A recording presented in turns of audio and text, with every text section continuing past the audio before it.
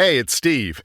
I'm more of a behind-the-scenes guy, but Mr. Grimm has insisted on remaining anonymous, so that makes me the de facto announcer? Show host? Well, at least for the time being. Anyway, I'm here to say thanks to a lot of people for making this show happen. Thanks to John Grills and the crew at Creepy. Thanks to you, of course, for listening. And a huge thank you to all of our amazing voice actors. You've already heard from some truly talented people, and we have so much more in store for you. But consider this. Every one of the people involved in this show has volunteered of their time and talent to entertain you. We can't keep asking them for favors. We have no big corporation behind us, there's no investor seed money, and we don't have advertisers or networks telling us how to do things.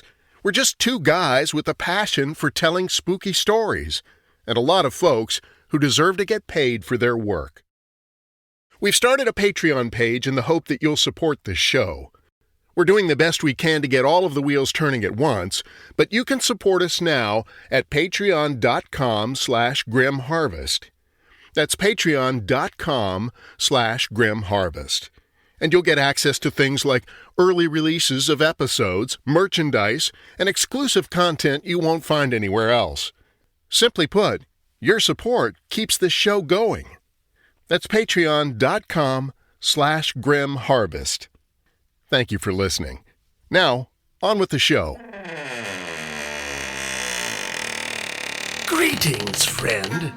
We're so glad you could join us as we seek out our next grim harvest story. Put on your headphones, turn out the lights, and hold on to your mind!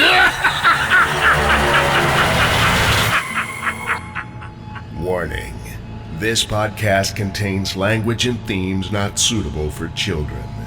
Listener discretion is advised.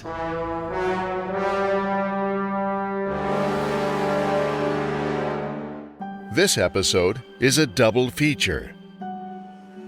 Our first story is called They Swallow the Stars and Obliterate the Heavens.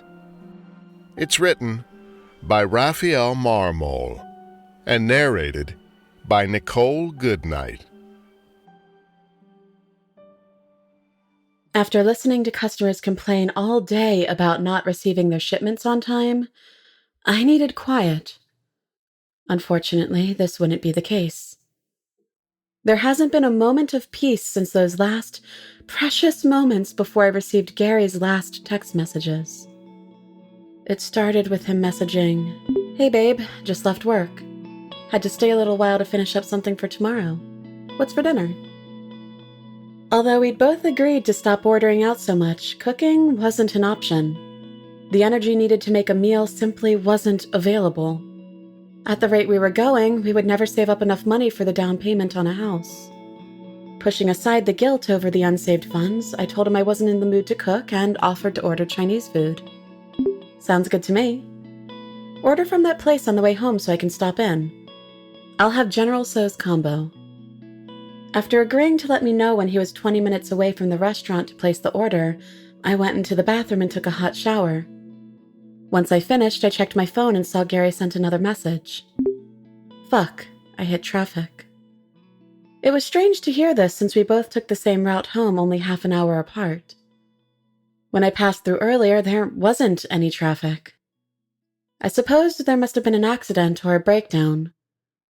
Either way, Gary was going to be even later than expected. I relayed those thoughts to him and he replied, "We'll see how this goes. Order a side of dumplings. I'll text you when to order." I finished up in the bathroom, changed into pajamas, and settled in to watch television for a while.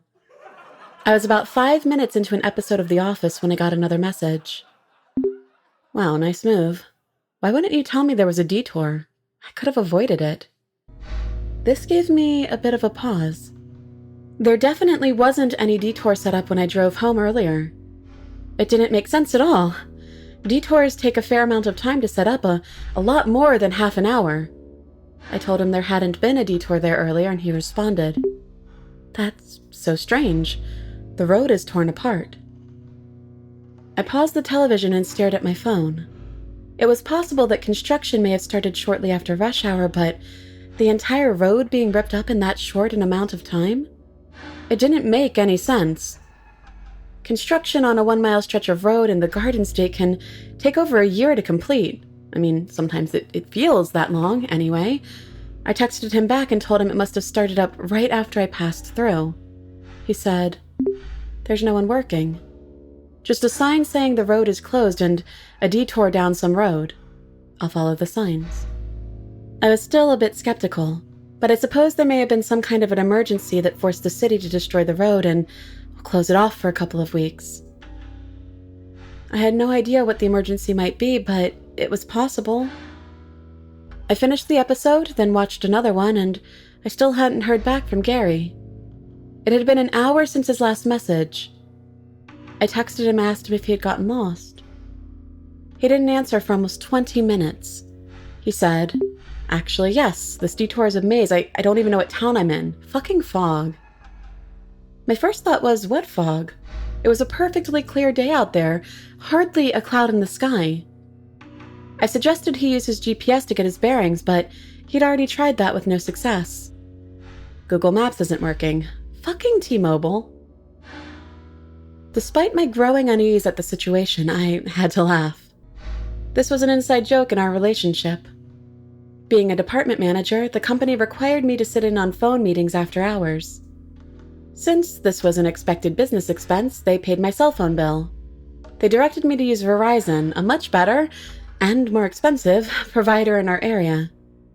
Gary paid for his own plan. He decided on T-Mobile since it was the cheapest option, but he never got a signal or service anywhere. Writing about it now brings tears to my eyes. This was the last time I laughed without feeling like I shouldn't. I didn't know what to tell him other than to be careful in the fog and continue following the detour signs. Sooner or later, he would find a major roadway and be saved. Living in central New Jersey, you're always bound to hit the Garden State Parkway and the Turnpike. I tried to watch another episode, but it was difficult to concentrate on the show.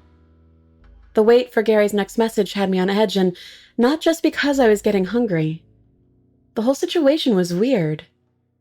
When it was finally over, I pulled out my phone and texted, "Where are you? Are you still following that detour?" He answered, "I'm in a traffic jam now, if you can believe that." A traffic jam sounded like a good thing because it meant he was back somewhere in civilization. I asked if he knew where he was yet, and he said, "No idea. It's so foggy out here, I can't see a damn thing." I figured it had to be one of two scenarios. Either the construction crew in charge of setting up the detour had done it incorrectly, or Gary had gotten lost somehow. I was leaning towards the former because the detour wasn't there earlier in the afternoon. I can't even imagine what kind of colossal screw-ups must have been made to send Gary along with the rest of the travelers into the middle of nowhere. Central New Jersey doesn't have many places that aren't packed with houses, strip malls, or major roads, so someone really must have fucked up. I suggested he make his way back to County Line Road to take an alternate route home. This was getting ridiculous, and damn it, I wanted some dinner.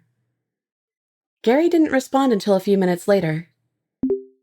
"There is no turning around. There is no way back. There is no road. The road only goes forward." At this point, I thought Gary must have been fucking around with me, but Gary wasn't a prankster or a joker. I wasn't sure how to respond. I messaged, "What do you see? Are there any signs, maybe a landmark of some kind?" He texted back, "People are walking in the fog. There are cars broken down on the side of the road. I can see a red light on the horizon. I don't know where I am." I stared at my phone and waited for his next message, but nothing came. It was high time to skip the text messaging and get him on the phone. Each call went straight to voicemail. Either his service was down or he shut off his phone. After leaving a voicemail telling him to stop being a jerk and call me back, I went back to texting. I asked him why his phone was off, and he responded, "It isn't off. There's no service out here. There's nothing out here. It's so dark and foggy." I asked if he knew where he was yet, and he replied, "IDK. There's something on the horizon. It's red."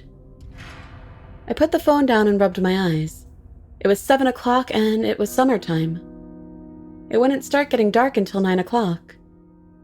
Out the window, there wasn't a single cloud in the sky. It was bright and sunny. Gary's messages didn't make sense at all.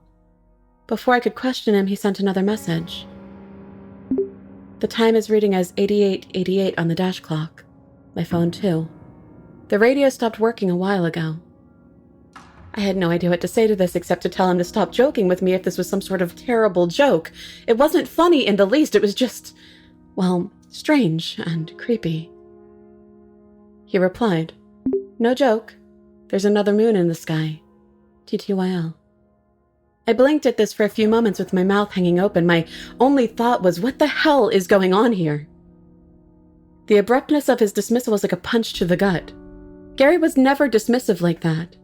This was nothing like the man I loved. Something was very wrong. I debated for a while about calling the police, but Gary's next message stopped me in my tracks. It said, "Ran out of gas. We've been walking for a while now." It didn't occur to me until that moment that the situation was happening to others who had followed the detour. I asked if he could maybe borrow someone else's phone and try to call me, but he responded, "No, we walk in silence." I didn't understand how that was even possible. I asked, "Why? What the hell is happening there? Where are you?" He responded with one short, cryptic message. "We walk in silence to the swirling red cloud." I replied, "Walking where?" and received no response. I added, "I'm coming to get you," and sprang into action. I grabbed my iPad and logged in to find my iPhone. Using Gary's login information, the GPS system showed a New Jersey map and then nothing. The map spun around on the screen as if it was lost or the phone was pinging and it couldn't get a grip on its actual location. There wasn't any other choice now. I grabbed my car keys, ran down the steps of our apartment, and jumped into my car. I followed Gary's usual route to work and made it to Gary's workplace without hitting a single detour. It didn't make sense at all. I pulled into a spot in the parking lot and stared at my phone, desperately hoping I'd get another text from Gary before I was forced to involve the police. I waited for what felt like an eternity, and then I tried to message him one last time. "Hello? Are you okay?" 5 minutes later, he responded. "We are shadows marching into the sky. Toward the second sun, a red swirl of clouds on the horizon." At this point, I'd had enough. I called the police and told them what happened. The dispatcher sent a squad car to meet me at Gary's workplace. Right before the police officer showed up in the parking lot, Gary sent one last message. "They swallow the stars and obliterate the heavens." It made goose flesh break out across my arms and neck. I texted him back with unsteady hands, demanding that he answer me immediately, but there was no response.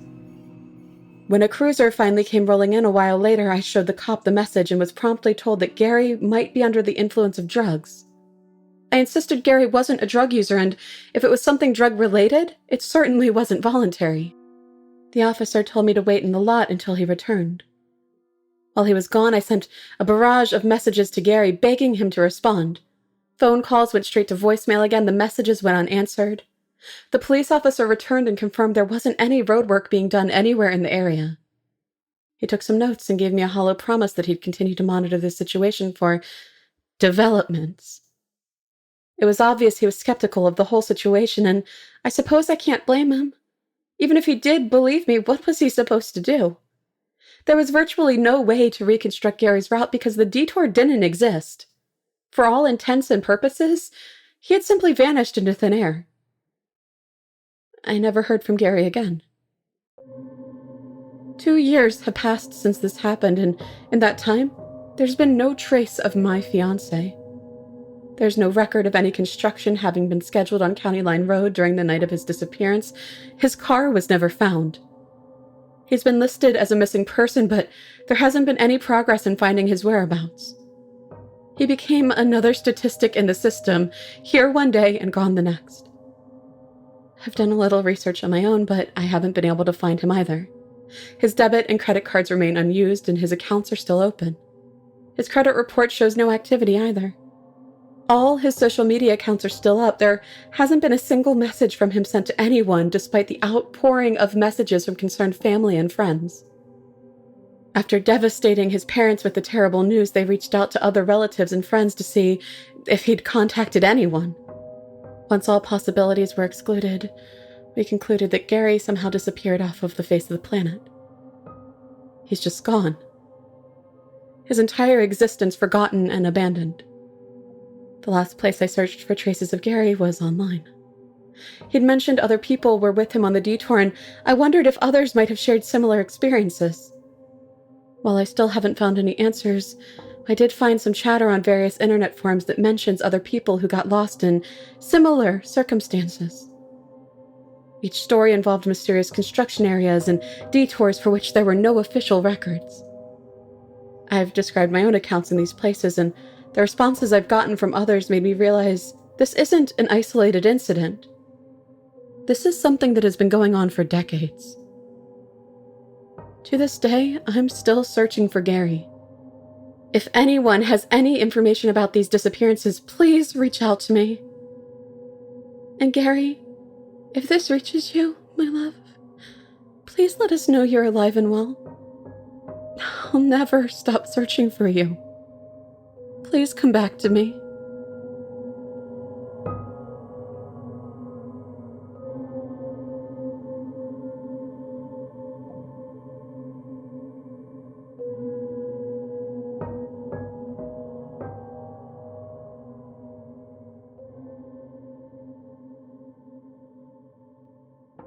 Our next story is titled The Morning After. It was written and narrated by Raphael Marmol.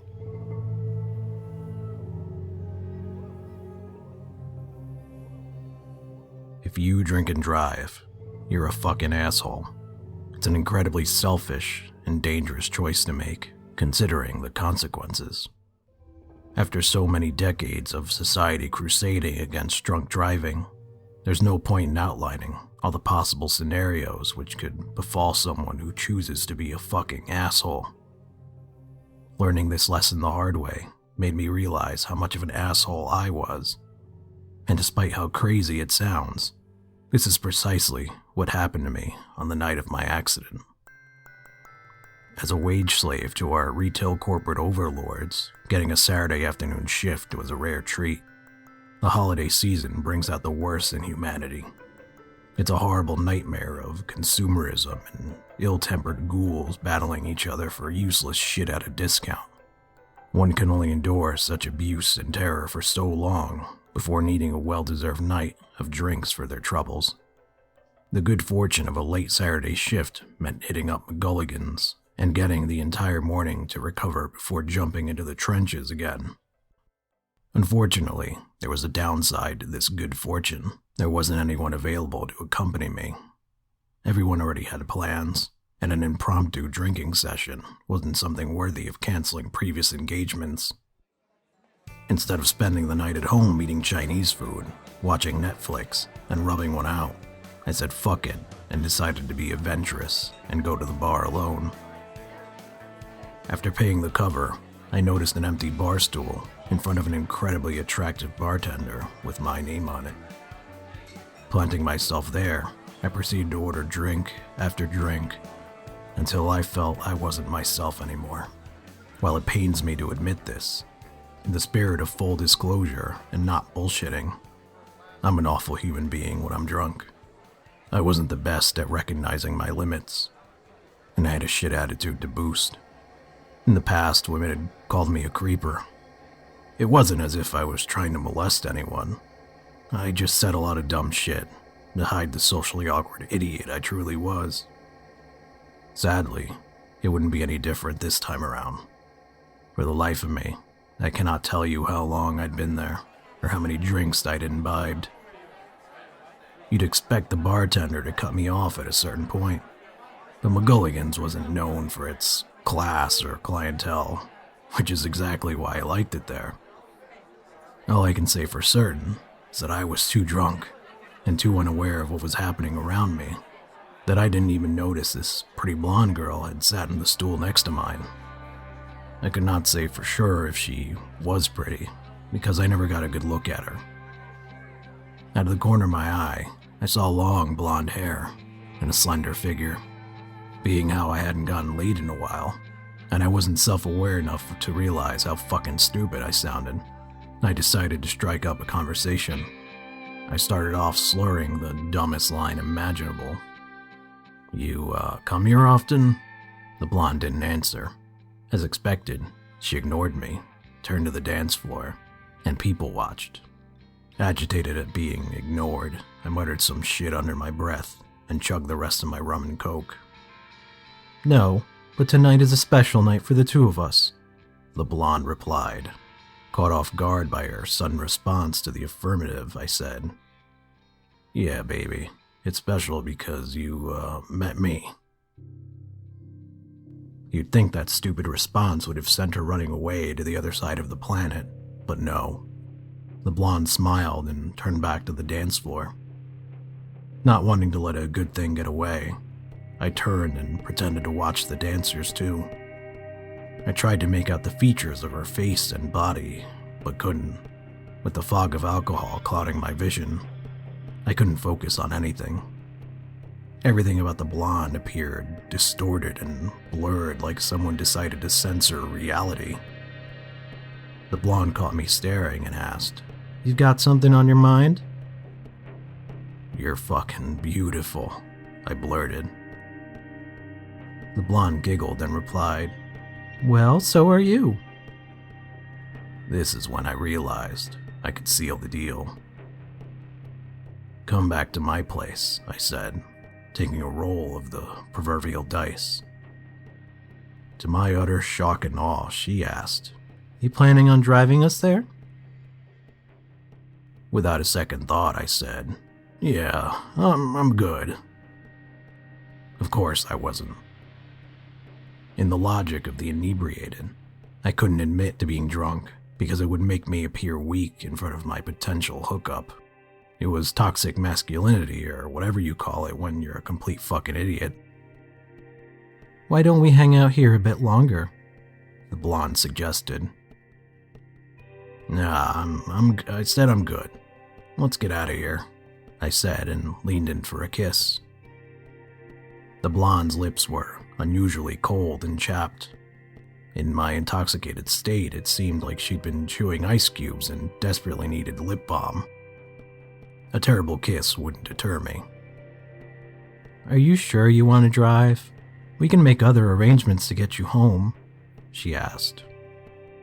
Something about the way she said, "get you home," made me feel as if I'd be going home alone, which wasn't acceptable. "No worries, I'll be careful," I answered. "All right, let's go," the blonde said. Draping my arm around her shoulder, we left the bar together, walked down to the parking lot, and got into my truck. The blonde suggested sitting in the car for a little while longer, but I figured the sooner we got back to my place, the sooner the danger of getting caught by the police would be behind us. Before pulling out of the parking lot, I took a deep breath and forced myself to focus on the task at hand. It was a vain attempt to sober myself up. I felt dizzy and nauseous. The blonde didn't say anything, so I took it as a sign everything was going alright so far. In my infinite wisdom, instead of taking the normal route home, it seemed like a better idea to take the scenic route. It would avoid the usual police presence on the main highway, and there would be fewer cars around. All this meant less of a chance of getting into unnecessary trouble. No random fender benders, or anything to catch attention, as we embarked on our journey back to my place. I tried to get the blonde talking about herself, but she didn't seem much interested in conversation. I tried talking about school or jobs or whatever she could be involved in, and got no real response. Honestly, I cannot remember if she even spoke. Her attention was dead set on the road in front of us. She'd occasionally lean over to check the speedometer, which was annoying me. Then she leaned in, super close, and I felt her breath on my neck. It was cold, just like when I kissed her. A pleasant shiver crawled up my neck. I took my hand off the wheel and unzipped my pants. I thought she was gonna start getting freaky with me then and there, but she didn't do that. Instead, she leaned into my ear and in a chilling, unemotional whisper said, You're gonna kill yourself. This took me right out of the mood. You're a buzzkill, honey, I said, zipping my fly and barely holding back a tide of anger rising in my chest. I'd prefer it if we lived to see tomorrow, she replied venomously. You're going way too fast. The speedometer said 90 miles per hour, and I couldn't believe it. It felt like we were moving in slow motion. The world spun. The lines on the road squiggled. Watch out, the blonde said coldly again. For some unexplainable reason, she grabbed the wheel and jerked it to the side and sent us into oncoming traffic. Luckily, there wasn't a vehicle there. I managed to regain control of my truck and get it back into my proper lane after sliding across the road several times. You crazy bitch, what the fuck are you doing? I screamed at the top of my lungs. The blonde cackled and tried to twist the wheel again. I smacked her hand and it was ice fucking cold. If I'd known you'd be such a fucking psychopath, I wouldn't have taken you home with me. I shouted at her and swatted her hand away. My truck was thrashing all over the road now. I tried stomping on the brake, and my truck wouldn't stop. This never happened before in my life. I couldn't understand what was happening. Well, I'm glad to be with you tonight. I had other plans, but one soul, especially as vile as yours, will do, she said flatly. Without warning, the blonde opened the door and threw herself out of my speeding vehicle.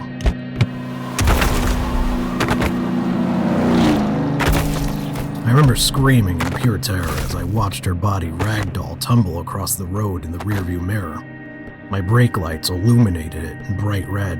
At this point, I wasn't even watching the road in front of me at all. I hadn't noticed I'd veered into the oncoming lane again. This time, there was a car coming. Its blaring horn snapped me out of the fog. I slammed on my brakes and turned the wheel too sharply. There wasn't any hope of recovery as I lost control of the truck. It ran off the shoulder and into the grassy area between the road and the woods. As soon as my truck went off the pavement, it flipped and barreled over itself until it slammed into a set of trees. In the violence of the crash, my head slammed against the window. The deploying airbag punched the life out of me. At least I had the presence of mind to put on my seatbelt before leaving the parking lot. In the haze of head trauma and intoxication, I swear to God, Jesus, and the Holy Ghost that I saw the blonde standing a few feet away from the crash, watching me. I still couldn't make out her face or features yet again, but she seemed unscathed and immaculate, an impossibility all considered. As I passed out, I swear, I saw her dissolve and disappear from sight. Needless to say, I got into serious trouble for what happened. Fines upon fines upon fines, license suspension, skyrocketing car insurance, jail time. I lost my job. The medical bills piled on as well. As far as what happened with the blonde, I can't say I know. After recovering enough from my injuries to formally get arrested, I told the officer the entire story of what happened. Yes, I shouldn't have spoken to the police without a lawyer present, but I wasn't exactly in the right state of mind. As far as I knew, she was a smear on the road after throwing herself out of the truck when I was going close to 100 miles an hour. I wasn't certain if the memory of her standing outside my truck was real or not. Everything about me was a mess at the time. The officer said there wasn't a woman found on the road or anywhere nearby. There wasn't any blood on the road or evidence showing anyone else had been in the truck. He asked me for her information, and I felt incredibly stupid that I couldn't provide it. I couldn't give him a name, and the only description I could provide was blonde and slender. No facial features at all. With nothing to work with, the officer said they'd look into it, and the last I heard about it was from an officer or detective asking me if I'd picked the blonde up outside the bar or somewhere else before the accident.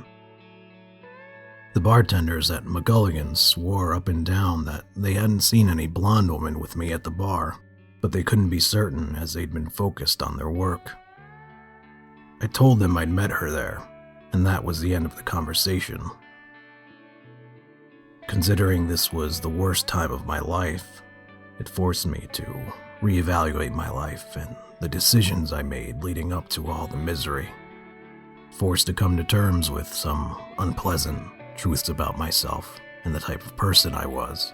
I've been working every day towards being a much better person. I made a terrible mistake, and luckily, I'd only gotten myself hurt rather than someone innocent. In the end, I can't blame the blonde for what happened. Everything that happened was a result of my bad choices and nothing else.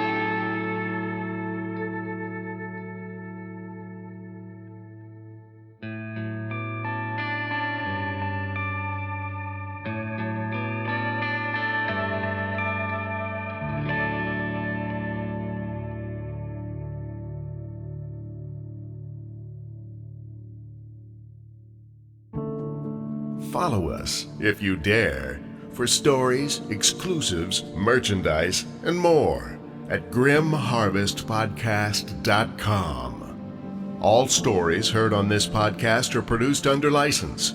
No portion of this content can be rebroadcast or distributed without the express prior written consent of the story's author. To obtain license and permissions, please contact us at admin@grimharvestpodcast.com.